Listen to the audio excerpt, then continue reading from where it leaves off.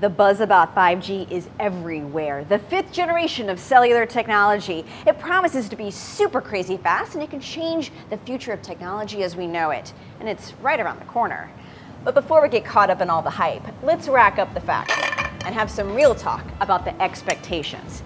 And I figure, why not do that over a game of pool? I'm Bridget Carey. Let's break it down.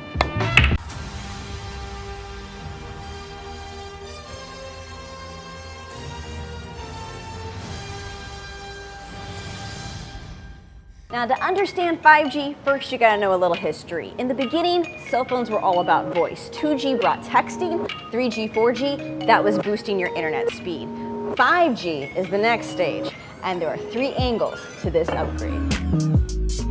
First up is speed. It can be 10 to 100 times faster than a typical cell network, even faster than what most people get at home. We're talking downloading a TV series in seconds.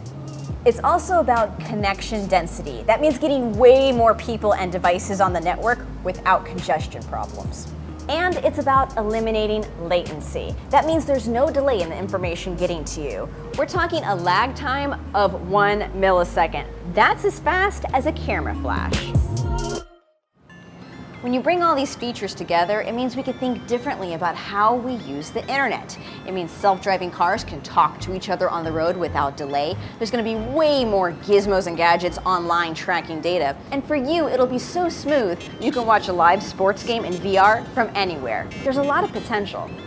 But to build this world, we need technology that can tap into a new section of the electromagnetic spectrum. It sounds wild, but it's not that complicated. Information is carried in airwaves all around us, and the easiest way to think of the spectrum is to break it down in a line. Now, most of the technology we use today is in the lower end. We're talking radio waves, TV signals, microwaves, and what the cellular networks are using now. On the high end, that's where you got your visible light, UV light, X-rays. The higher you go in frequency, the faster speed you can achieve.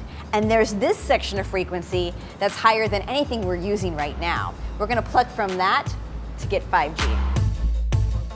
It's called millimeter wave, but it comes with its challenges. Millimeter wave can be kind of finicky. It doesn't do well with obstacles in the way like buildings or trees. I mean, even a leaf can get in the way and it can cause interference. To get around this, carriers can beam signals in specific directions, targeting customers directly. Or sometimes that means pulling a trick shot where the signal bounces around obstacles to get to you. Millimeter is fast, but it doesn't travel as far.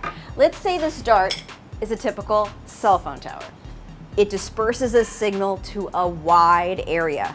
But with 5G, the signal doesn't cover as much. You need many more cell sites to cover the same space, more antennas all over the place, on street signs and lampposts and rooftops. Wireless companies will have to install hundreds of thousands more antennas all over. They're also trying to cram more antennas on existing cell towers. This is a messy project, and it costs a lot. Plus, you got neighborhoods upset about how ugly it looks to have antennas everywhere, and people are concerned about the health consequences of having all of these high-frequency beams all around us.